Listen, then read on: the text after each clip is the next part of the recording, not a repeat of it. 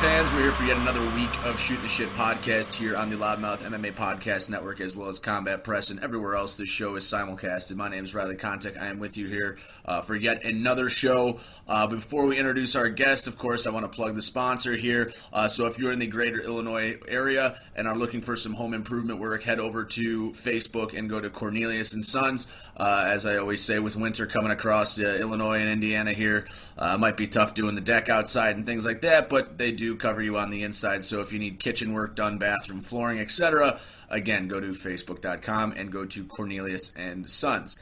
All right, we have another fantastic guest on the show this week. He is in the UFC, and he is a bantamweight, and he is Gustavo Lopez. Gustavo, thank you for joining us. How are you today, sir? Doing really good, man. A little tired. Long day. I hear you. Probably not for the same reasons as you, but I think we're all at that point here. It's only halfway through the week, so hopefully, we can get that energy going into Thursday and Friday here. So, as some people know, we tape the show early. So, Gustavo, first and foremost, and I asked this to last week's guest, Dustin Jacoby, but I kind of want to get your thoughts on this as well because I saw you did tweet about it. What are your thoughts on these celebrity fights that have kind of been coming up lately with the Logan and Jake Pauls? They're trying to cross over, and Nate Robinson and all these guys. So what do you think of those, and what do you think of them calling out actual fighters? I think they're going to get hurt. I think those guys are...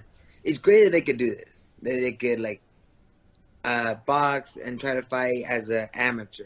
And with a good following, you can get these exciting fights. But the moment they step in there with someone that could fight, they're gonna realize they shouldn't be playing around with this. Kudos to them for them making the kind of money they're making, doing these small little fights. But the moment they step with someone that actually does this, it's different. Those guys might be athletic and do well against normal people, but the people that fight, there's levels to this game, and yeah, you don't play fighting for sure. Do you think a guy like a Jake Paul or a Logan Paul, who obviously have taken a couple amateur boxing matches, let's just spitball here, and everyone knows my answer from last week, but say a guy like Ben Askren, who's not exactly known for his striking, or a guy like Dylan Dennis, who, again, also not really known for his striking, do you think that's anything competitive? No. Even those guys, even the guys like in the UFC and high end that are not known for striking, they're still good strikers. Right. I'm not known as a striker, but my striking's above the normal what he would be. Someone that's an amateur that's good compared to my good is different. It's still a different level. Right, and I was kind of saying that last week with Dustin Jacoby that Ben Askren may not be known as a striker, but the fact of the matter is he has struck with UFC and Bellator and one championship level guys, so he may not, he's not Mike Tyson, but he certainly knows what he's doing, at least in the least bit. 100%. Absolutely. So what do you think, and I asked this of Dustin Jacoby last week as well, but I'm still interested as well. What do you think about the old-timer fights? Like on the same card, obviously, we had Tyson versus Roy Jones Jr. Do you think there's any value in that, or is that something that you like to see, or is that something you kind of wish would stay off your front? We just talked about it with my friend Tony.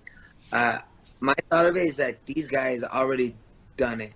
They've proven they're tough. They've proven they're the best. There's no reason why they need to go out there and try to fight. They're already the best. Tyson, all these guys are just incredible fighters. They were incredible fighters, and they still are athletic, but they're not the same. These kids are growing up learning the skill that they knew as a professional when they're young. So by the time they grow up, we're just so much dangerous nowadays. It's different. You get someone his size, with his speed, it's not the same. When the body gives up, it's just kind of you got to go with it. For sure. So you don't see any value. So like in golf, they have a senior tour. Do you think there's any room for a senior division, I guess you'd call it in MMA? No, I wouldn't. I would watch it for a moment until someone's gonna get hurt, and then it's gonna be like, why did we let this happen? Right. It sounds like a good idea at the moment, but the moment someone actually gets hurt, and again, we can't play fighting. Someone's gonna get hurt. Then everybody's gonna be like, oh yeah, that wasn't a good idea. Sure, yeah, and I think a lot of people probably thought that with Chuck Liddell's last fight with Tito Ortiz when he got knocked out basically by a jab. So I think I think your argument definitely has wheels to it. Now, moving forward, specifically about you. Now, before you entered the UFC, you had a stint in Combate Americas. Which was under former UFC promoter Campbell McLaren. So can you just comment on your time in Combates, a positive, negative experience? And then the second part of the question would be, was there any difficulty getting out of your contract to get over to the UFC? First and foremost, with Combate, I actually had an amazing experience with them.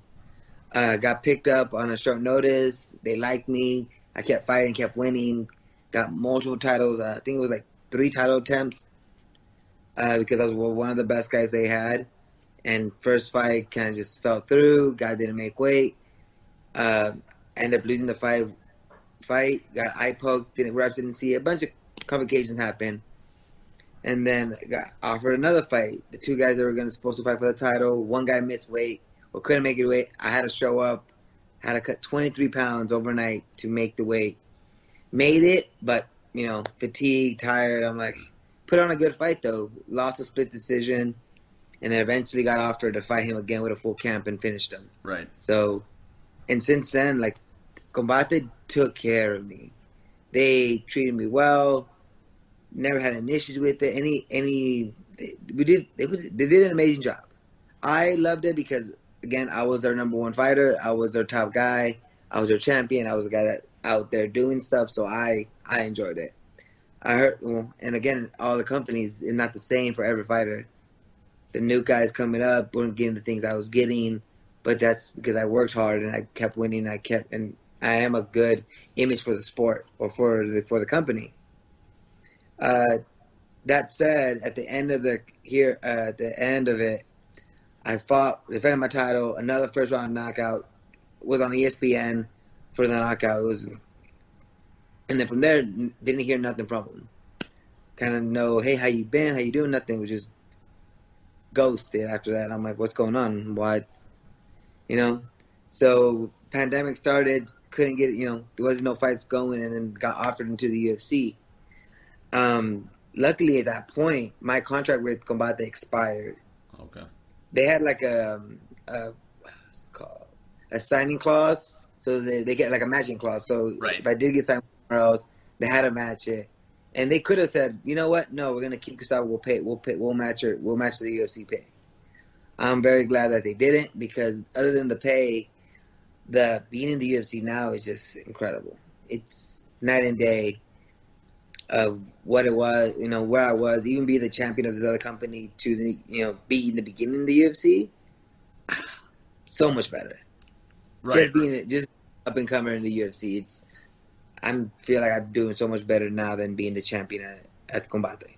Right, for sure, and I think it would be hard for Combate to justify, because and Campbell McLaren himself even said, as long as the pandemic's not, we're not going to be running shows, and to his testament, they haven't run shows. So no, I haven't. Yeah, right. So, and I know there were a few fighters from Combate, if I'm not mistaken, that took part in the Contender Series this year. So it looks like he was willing to be flexible, given the circumstances. Yeah, he was. Yeah, everything worked out. There was a little issue with that, but my managers and them, they kind of got it handled, got released, got signed into the UFC, fought Morab on a 20-hour notice, and I had to cut 17 pounds in 20 hours to take a fight against the number 15 guy in the world. Right. Made it. Again, like, weight cuts they're doable. Not recommend because they suck. It's dangerous too. It's the next day I felt great, but the moment I started throwing punches, I was getting tired, body felt fatigued. It's a big difference. Yeah, the one thing. I'm sorry. Yeah. Go ahead.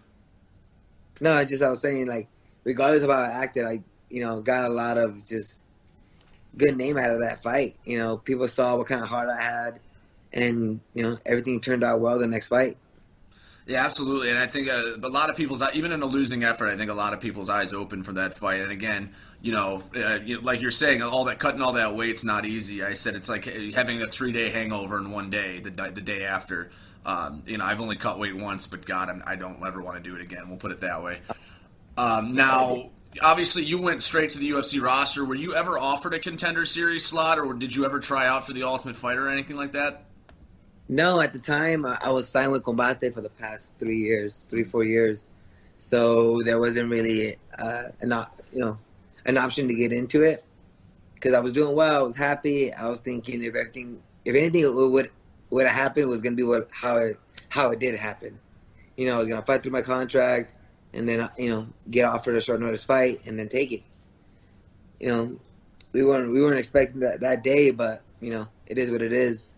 You take the fight against anybody. I would have fought anybody to get in, and of course we're always going there going for the win. But yeah, now that I'm in the UFC, it's so different. The staff at the UFC PI, incredible. Then from the nutritionist Nicole, from the physical therapist Tara, above with strength conditioning, all the doctors, all the scientists in there that kind of help everybody to become the best athlete you can be. It's incredible. It's incredible kind of work we're doing. We did a bunch of testing today, and right now I'm at peak fighting shape right now, 8 weeks out. So I'm excited to see how much better I could get in the next 8 weeks. Absolutely. And I mean, I don't think we've heard a single bad thing, especially, we're talking to guys in the Contender Series or just talking about guys being at the Performance Institute. It's really been nothing but positive coming out of that whole thing. Do you think that is an investment that the UFC doesn't get credit for, despite the fact that they're putting a lot of money into that, especially to help out the fighters? They're starting to. We did some, actually just did a commercial for them or some kind of little ad. They kind of explain what they've been up to. It's slowly getting more and more. Some fighters that I know kind of were like against it. One of the guys was Kevin Lee. When it first came up, he didn't really use it. He thought, I'm from, he's from a hard place, so he thinks like he just needs to do it hard. But the moment he got in there, he's like, wow, these guys take care of him. They take care of him. They rebuilt his leg. I think he had a knee surgery. Mm-hmm. Couple weeks into it, a month into it, he was starting to walk. They got his strength back. Now he's moving around, doing full weights. Him, Joe B, multiple fighters that I've seen go through the process of getting full knee surgeries and full rehab, and they just are incredible. Heather, Tara, from the physical therapist part, they are by far the best I've ever seen. They just know how to heal the body and how to make you better, and the way they communicate with the staff, communicate with each other, from the nutritionist to the strength conditioning coach, physical therapist, everybody works together to make each athlete as best as they can be. It's incredible. I'm truly blessed. For sure, and that's definitely a consistent thing we definitely hear about that. So moving forward, I mean, you already talked about your UFC debut. Let's talk about the follow-up, your sophomore effort. You took on Anthony Birchak.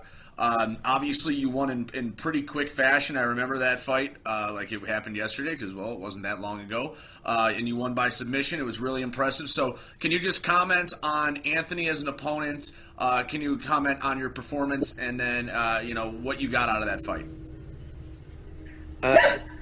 Yes. I felt great, man. Anthony Birchak, it's a friend of mine. We trained together like 5 years ago. We were training partners, and then after he moved, we kind of just, we're still friends, but we haven't trained. So it was a bittersweet kind of thing because, like, yes, he was offered the fight, but I could have said no. But the reason I didn't is because, I knew how hard he worked, how hard he wanted to get back into the UFC. So regardless, to me, take away the opportunity for him, as a friend, I'm like, I'm gonna give you that shot. And then when we get in the cage, we'll fight it out. What happens, and after that, we'll have a beer. One or the other. We're both in the UFC now, so things are only gonna get better. It's funny, after the fight, I ended up showing up at his gym the next week. Brought him a 6-pack. Oh, that was nice. And specifically with your performance and obviously it being a victory, I mean, obviously it was a quick victory, but were there any lessons or takeaways from that fight that you took personally? the weight cut that I've had was by far the best thing I ever did. Easiest. I was like 3 pounds overweight the night before. It was incredible, and it's all thanks to the PI, Nicole, the nutritionist, and everybody in there that, they work together to get your weight down. We're like, there's a whole system of, and they feed you, they give you they give you all the vitamins you need. They absolutely do everything possible to make you, make weight. The only way you don't do it, it's if you decide not to. If you're like, you know what, I'm just gonna mess around and not follow what these professionals tell me what to do. But it's a very simple, equation. Do what you're told by the best in the world, and things work out. Absolutely. Now, moving forward, you got a fight coming up March 20th. It'll be on that Kevin Holland, Derek Brunson card. You'll be taking on another top prospect also in what should be a really, really exciting fight in Adrian Yanez. So first, can you comment on Adrian as an opponent? And once you kind of give us a breakdown of him, can you give us a breakdown of how you see this fight maybe playing out? I see him as a really, solid striker. Good boxing, great hands. Something that we haven't seen is how could he wrestle? Could he go do it all? How does he react on the ground? And does he get could he swim in deep waters? Sure. Big questions haven't been answered yet. Yeah, and I think you're right. I think a big part of his game has been striking. Have you seen any tape on him where he's shown either a competence for counter wrestling or for being active off his back or having a really slick ground game? Not really. Majority of his fights are winning by striking or losing very split decisions or losing decision losses. So if you can't knock the guy out, he's usually losing. So he's a gamer, comes forward. And it's perfect for me because I love to come forward too. So we're gonna just meet in the middle, throw some leather, and see what happens. Do you think? What's your prediction? How do you think you're gonna win? TKO, knockout, sub him. I don't know. If I get a hold of him, it's gonna be a problem. It's gonna be a long night for him. The way I'm feeling right now, I feel incredible. I am 8 weeks out, and literally already. If someone said, like, hey, could you fight tomorrow? I'm like, I'm in. I'm ready. I'm ready to go. So I'm excited to see these 8 weeks, take it slow, make sure I don't, burn myself out. But I feel great. Everything's been going well. I changed my sleep. I make sure, when it comes time to fight camp, I take away all distractions and just focus on fighting. Absolutely. Now, for, our viewers who aren't fighters, what is that 8 weeks like? Leading up, you say you're 8 weeks out. Like, how do you feel? Is there like an over amount of anticipation, or does that come when it gets closer? The nerves and everything. Just kind of describe that. 8 weeks. It's the premier kind of amount of time you need to get in shape. So usually people, what they want, if they haven't trained yet, already started, they need 8 weeks to be ready.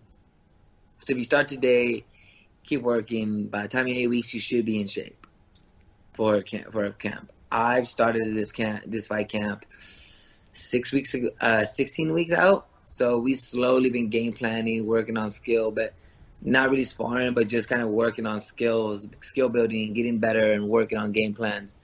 And then slowly, we'll just start sharpening the knife.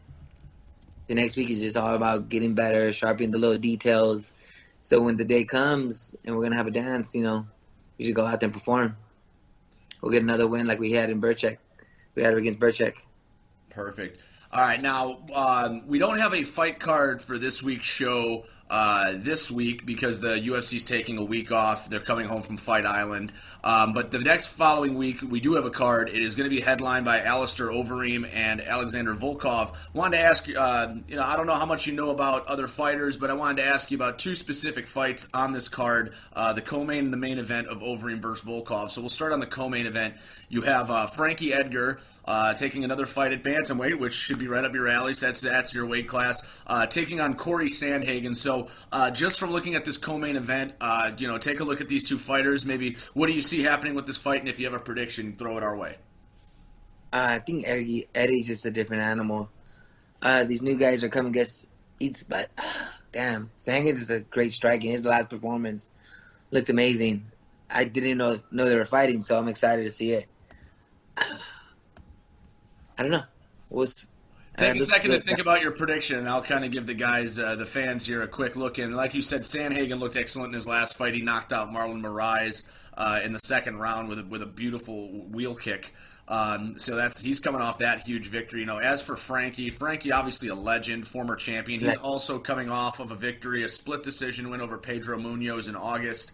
So they're both guys with one fight, you know, if you want to call it a streak, both coming off of a win that followed a loss. You know, Frankie obviously up there, and not only in age, but you know he's 39, but he's also up there in fight years. So do you think that affects Frankie against a guy like Sandhagen, who's really starting to hit his stride? Yeah, I don't think it affects Frankie, but I think Sandhagen is one of those new up and coming guys that are at the skill level already as Frankie, but with a younger body. You know, For sure. these older guys still fight and still the best in the world, but you get a guy that gets up to the same level but able to go harder, go longer, it's going to be an issue for Frankie. So do you take Sandhagen in this fight? Yeah. Yeah, I'm going to agree with you on that one as well. So then let's head to the heavyweight division. I'm sorry, go ahead. I hate going against Eddie, but I love it because I love the dude, but Sandhagen looked amazing in his last performance. Yeah, I agree with you. It's hard to go against Frankie because he brought me so many memories, especially, you know, earlier, you know, when I was getting into MMA and, you know, had a solid foundation. He's a legend for sure. Yeah. So in the main event, we do have heavyweights. Speaking of guys up there in age, Alistair Overeem, 40 years old, headlines here, taking on Alexander Volkov. Now, Overeem on a 2-fight win streak, whereas Volkov is coming off his a win that came after a loss, so he's on a 1-fight win streak. So taking a look at Volkov and Overeem, if you want to just give us a breakdown of what you have, and if you do have a prediction, go ahead and take it away. The way he moves, the way he is, the younger the guy. You know, I think all these new guys that are coming up, they're just at the same skill level, but with younger bodies. You know, the new breed of fighters that are coming up were as smart, as strong as these other fighters, or maybe even faster and stronger. You know, this new technology that we have nowadays, the nutrition, the science that we put behind it. Before, it was just kind of just throw it out there, figure out, you know, it might work, it might not. There was no really science behind any of it. And now with the UFC PI, with the nowadays checks, all the technology that we have, you know, these new guys are coming up as just different animals. Yeah, I mean, Volkov, former Bellator heavyweight champion. You know, he had that loss to Curtis Blades, but he did in his last fight get it back in October with a knockout of Walt Harris, which was a very good performance by Volkov. You know, Overeem, like we said, 40 years old. A lot of guys I feel like count Overeem out these days, but he is 4-1 in his last 5, and all of those wins are by knockout, which is what nobody wants to mention. It's the thing, you know, these heavyweights are just different though. They hit harder, they more experienced. So in the heavyweight division, being older, you know, they understand that they have like so much more experience than the young guys, and they can still hit. So I don't know. Yeah, and then going on that, Overeem in his last 7 fights, 4 wins by knockout, 3 losses by knockout. So you know that chin. Yeah. I think I'm gonna go with the young guy again. I think these new breed is just we're coming out here hungry and we're ready to fight. Absolutely. This one's definitely a toss-up in my book. I think if Overeem catches Volkov early, I think he's got his number. But if Volkov's able to extend the fight, the later it goes, I think the more it favors Volkov cardio-wise. You know, he's got a lot less muscle density. He's a little more stringed out because he's 6'7", and he's still lighter than Overeem. So I'll take Volkov as well, but under the auspicion that he'll win it if the fight goes later. If Overeem wins, it'll be a first round or an early second round knockout. Oh yeah. All right. Well, Gustavo, this is the part of the show that we are going to let you go. But before we let you go, I'd like to give you the floor. You can tell us where we can find you on social media, and if you want to shout out thanks to anybody, the floor is yours. First, I want to say thanks to my coaches, my team, Alex Couture and 10 Planet. Just really blessed to have these amazing coaches and staff and everybody from the PI to all my teammates. Truly incredible. Without them, I wouldn't be as good as I am. I'm just excited for this, the future. Excellent, and I'm going to plug myself as always. Catch this show on the Loudmouth MMA Podcast Network, Combat Press, and all of the other platforms that host this. I post the shows on Facebook, Twitter, and also my website, MMA Intel. Go there for not only the shows, but scouting reports every week on prospects, prospect rankings, UFC rankings. Everything is there. Again, that's MMA Intel. So, Gustavo, thank you very much again for joining the show. So for Gustavo Lopez, I'm Riley Kontek saying continue watching the fights, continue watching the show. Go fight yourself. Good night.